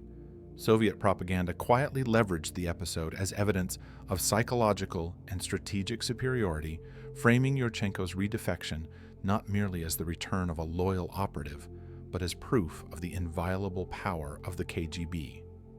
Moscow emphasized patience, discipline, and the inevitability of their systems over impulsive, ill-prepared attempts at defection. Across Europe and in intelligence circles worldwide, the episode became a cautionary tale, referenced quietly in discussions of asset reliability, defector management, and the subtle art of psychological leverage. It was a reminder that victory in the intelligence war was never solely operational, but deeply entwined with the human mind. Inside the agency, analysts began to dissect the psychological dimensions of Yurchenko's behavior. He had been isolated, pressured, subtly manipulated, and yet his choices were framed as both logical and inevitable within his own internal calculus. Every minor decision, a question asked, a pause before revealing information, a request about Moscow's monitoring capability, was now seen in retrospect as part of a careful trajectory that had culminated in redefection. The agency realized painfully that even the most cooperative assets retained autonomy, and that decades of training, loyalty, and conditioning could reassert themselves under conditions of stress, isolation, or subtle influence. Yurchenko's return to the Soviet fold was, in some sense, a confirmation of everything the CIA had hoped to control, yet ultimately could not.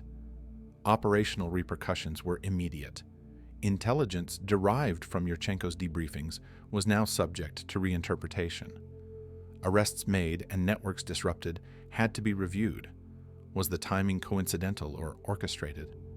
Communications intercepts, surveillance logs, and field operations were re-evaluated to determine whether the KGB had anticipated reactions.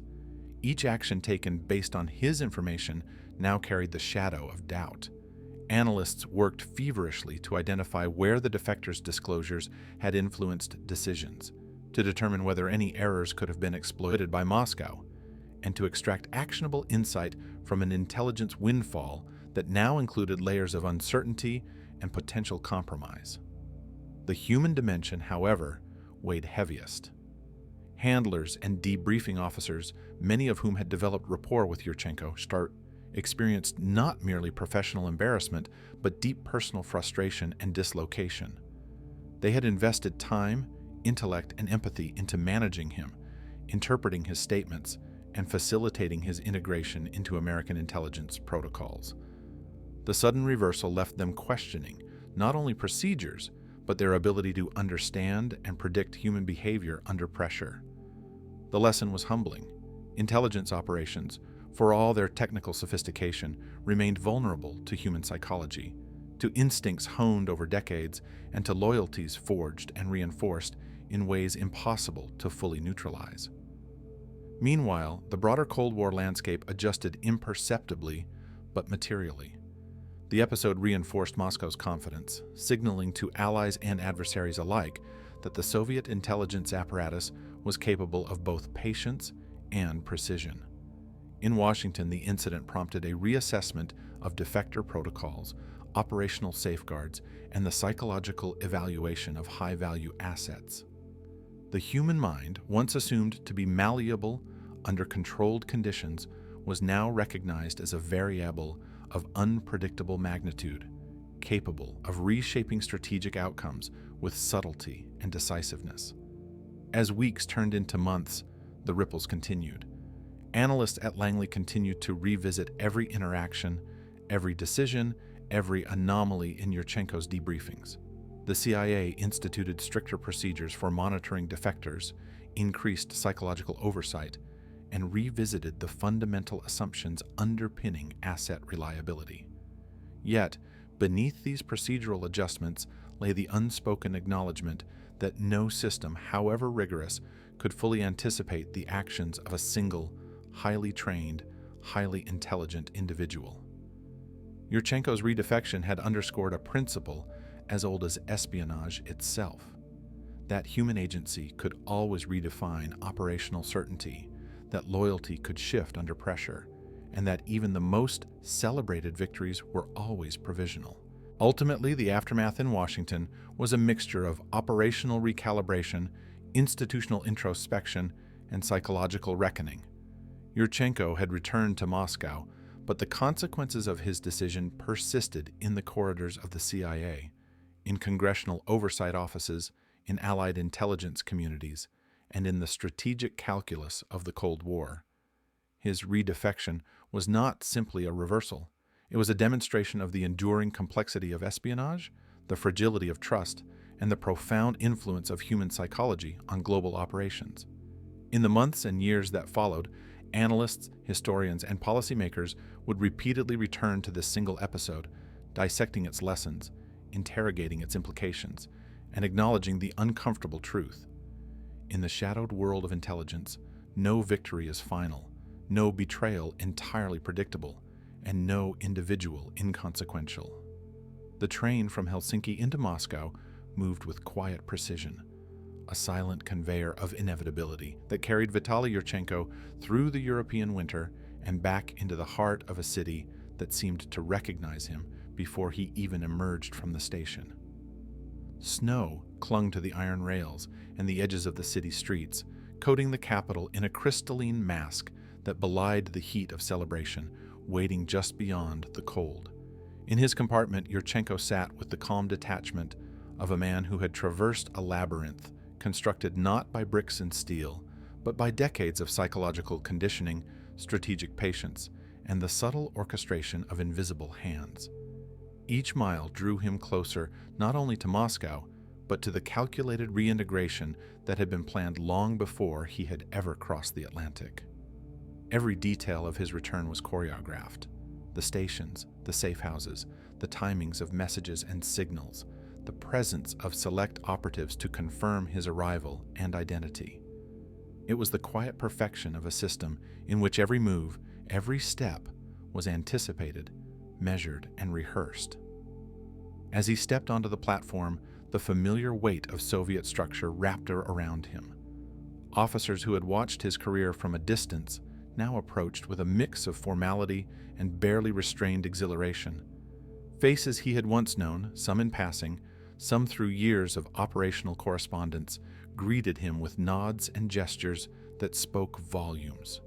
No words were required.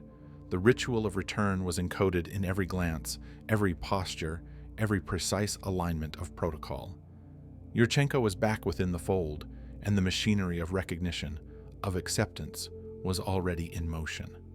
Yet, beneath the ceremonial veneer, he remained acutely aware that nothing in Moscow would be casual or unexamined. Each interaction was a test, each acknowledgement a subtle probe of loyalty, of intention, of the degree to which he had been influenced, compromised, or manipulated abroad. The debriefings began almost immediately, not in the sterile offices of Langley, but in rooms steeped with decades of intelligence tradition, where the walls themselves seemed to remember betrayals, triumphs, and secrets. Yurchenko recounted his experiences in America, his interactions with the CIA, the information he had been asked to provide, and his observations of operational procedures. The sessions were thorough, probing, and meticulous. Every nuance of tone, every hesitation, every carefully chosen word was analyzed. Moscow's intelligence apparatus had anticipated the human tendencies that had guided his behavior.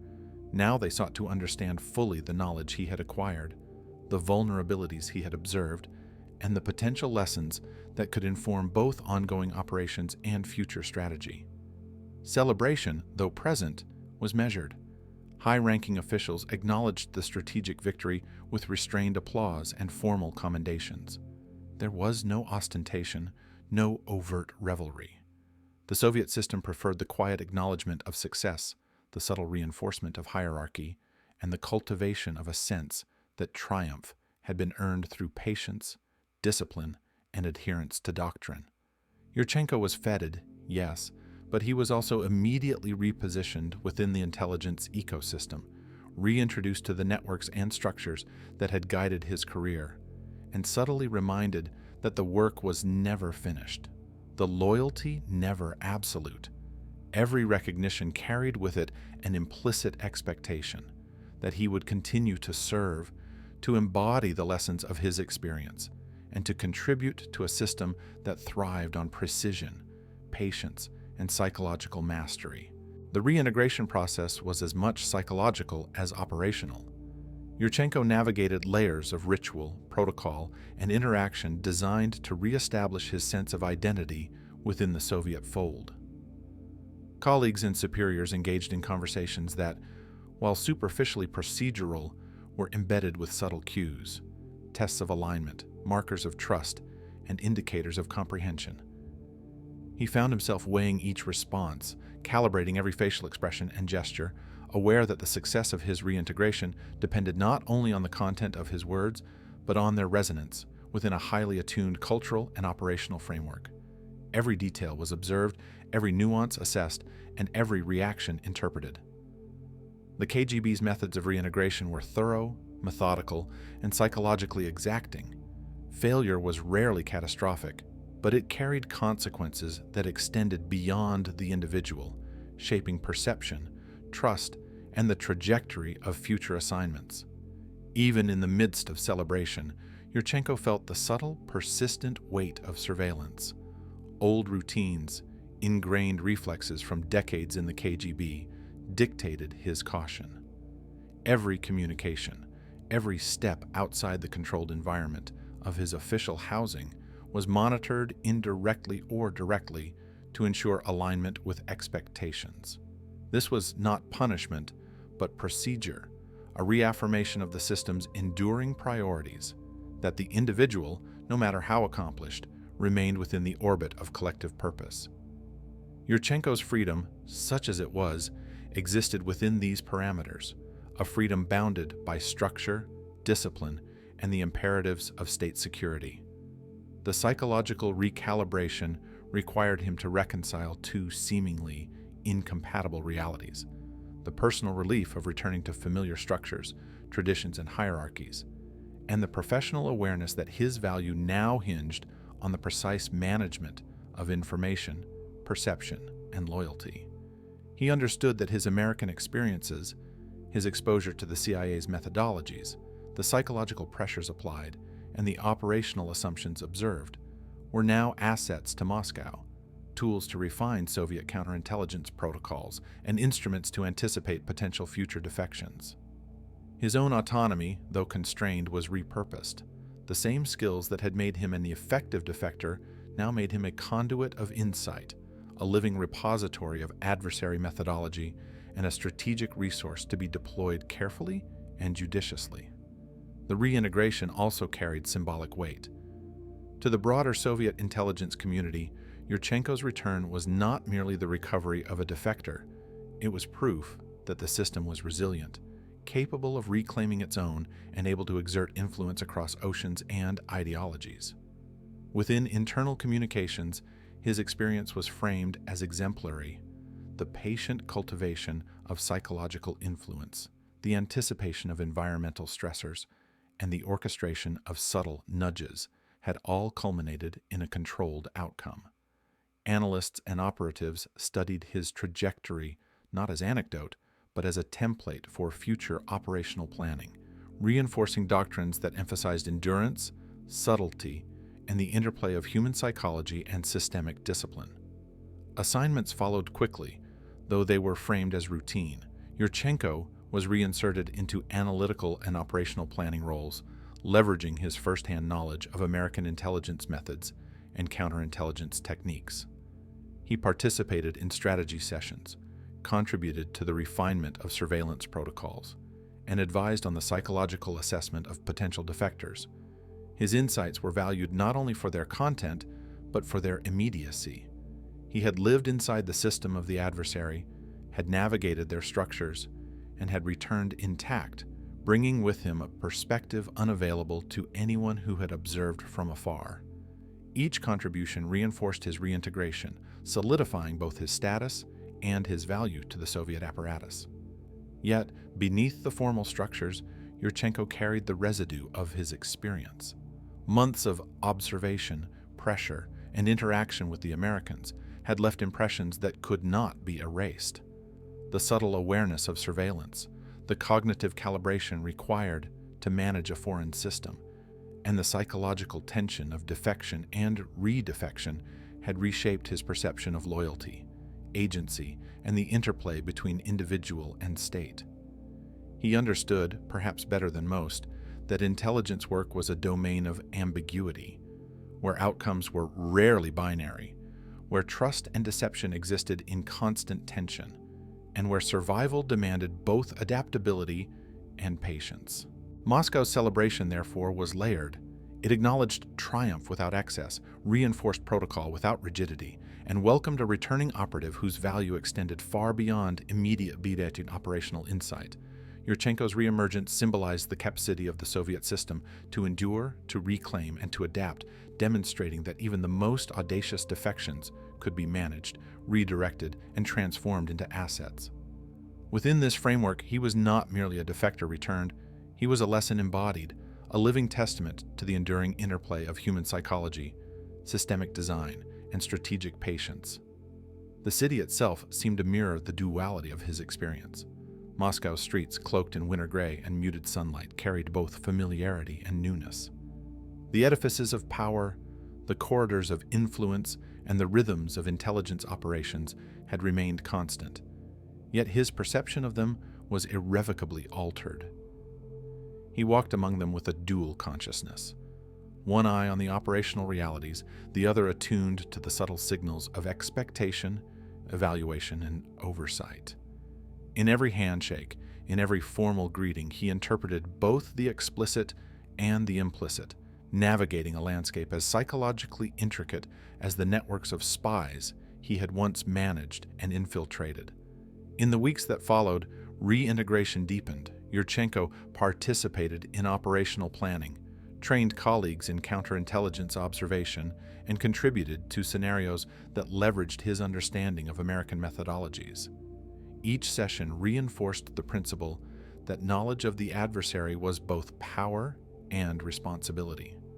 His experiences in Washington, though marked by tension and eventual rupture, became a tool of Moscow's strategic refinement, a lens through which the Soviet system could anticipate, counter, and exploit future actions of foreign intelligence services. Yet, reintegration was also a negotiation of identity. Yurchenko reconciled the man who had walked into Langley with the man who now returned to Moscow, understanding that survival, loyalty, and operational value were not synonymous with sentiment. Emotional landscapes, personal attachments, and professional obligations were carefully partitioned, allowing him to navigate a system that demanded clarity, discipline, and strategic awareness. In doing so, he affirmed the principle that intelligence work, at its core, required the subordination of ego to procedure, the calibration of instinct to doctrine, and the constant negotiation between personal agency and systemic expectation. By the end of the first winter, Moscow had reabsorbed Yurchenko fully into the machinery of its intelligence apparatus. He moved with the confidence of a man whose knowledge and experience were recognized, whose return had been celebrated with precision, and whose value was both immediate and enduring. His trajectory, from defector to redefector, became a living study in psychological resilience, operational acuity, and the subtle interplay of influence, pressure, and human decision-making. The celebrations were quiet, the protocols exacting, and the expectations unambiguous. Yurchenko had returned, but his work was far from over, and the lessons he carried would continue to shape the strategies of a global intelligence apparatus locked in perpetual competition with a distant, adversarial superpower. Years after Vitaly Yurchenko's redefection, the corridors of intelligence, Tabyuinu, both in Moscow and Washington, still reverberated with the echoes of his choices. In Washington, analysts who had once relied on his insights now spoke in hushed tones about the fragility of human intelligence, the unpredictable calculus of loyalty, and the stark reality that a single individual could dismantle months of planning with quiet precision. Yurchenko's story became a case study, dissected in training sessions, scrutinized in debriefings, and referenced in operational manuals. The defector who returned, not as a symbol of betrayal alone, but as a living demonstration of the complex interplay between human psychology and systemic rigidity.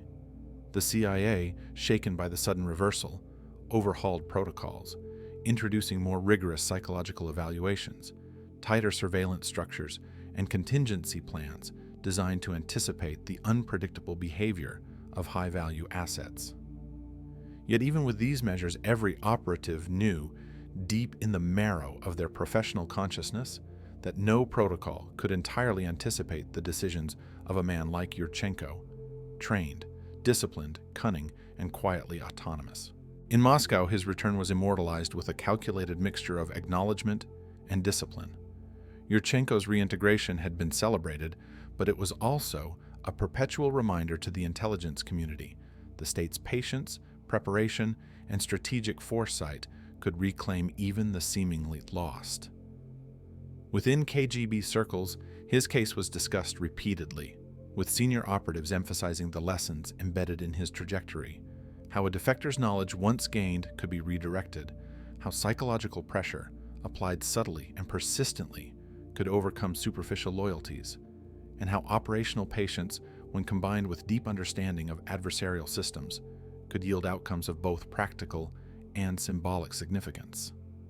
Yurchenko's story became emblematic, a living testament to doctrine, endurance, and the enduring subtlety of espionage strategy.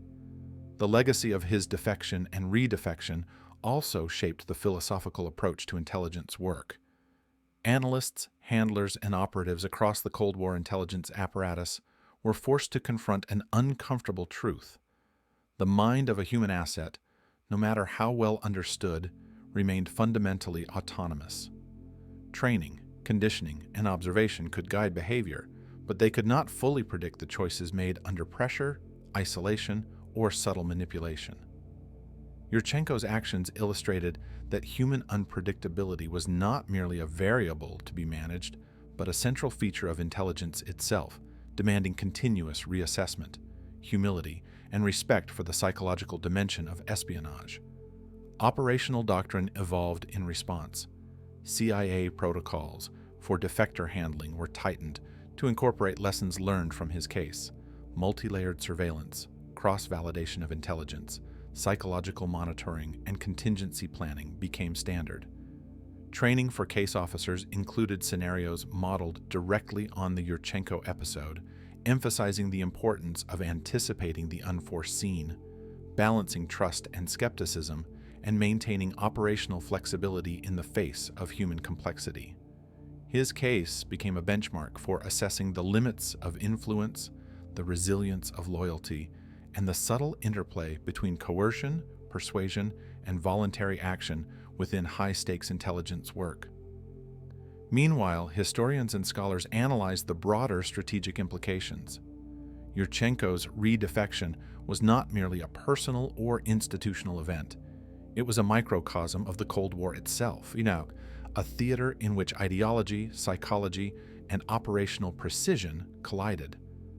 The episode illuminated the delicate balance between offense and defense, the subtlety of human factors in global strategy, and the ways in which the actions of a single operative could ripple outward, shaping perceptions, policy, and planning on both sides of the Iron Curtain.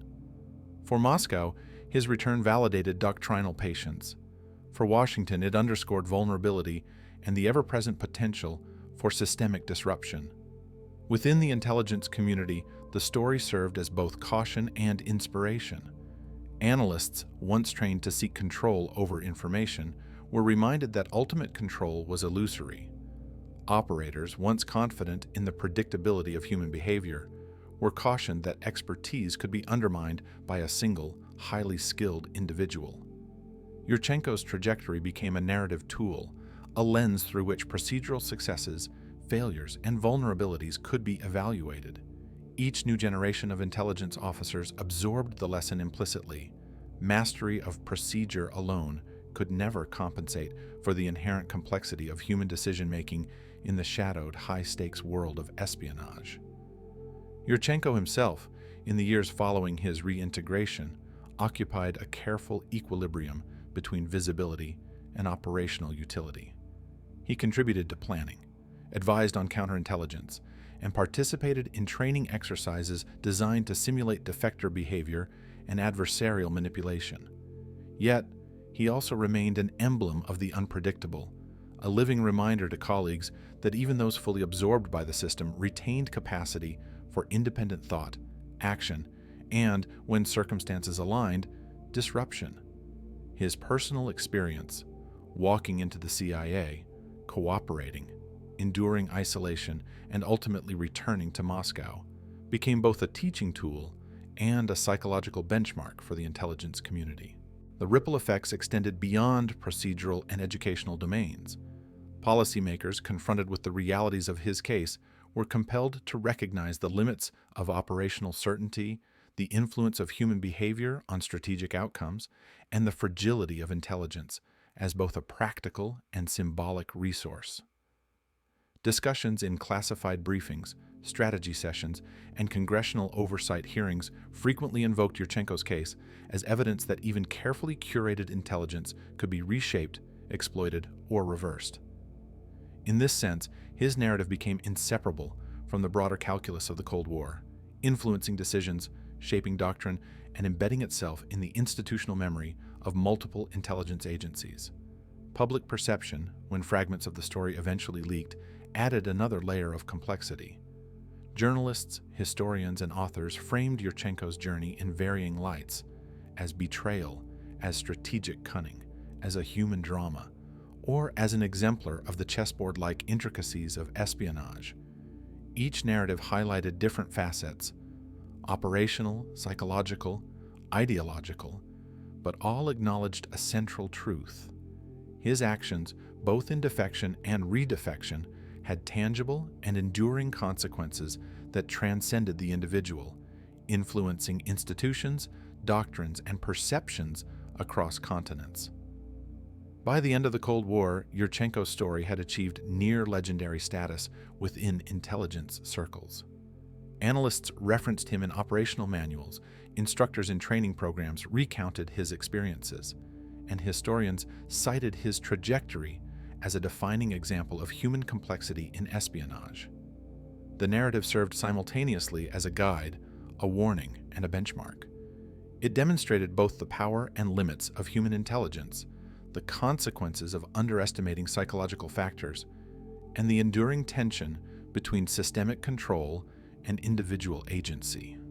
The final lessons, distilled over decades, were clear yet sobering. In the realm of espionage, success is provisional, trust is conditional, and human agency remains a decisive factor.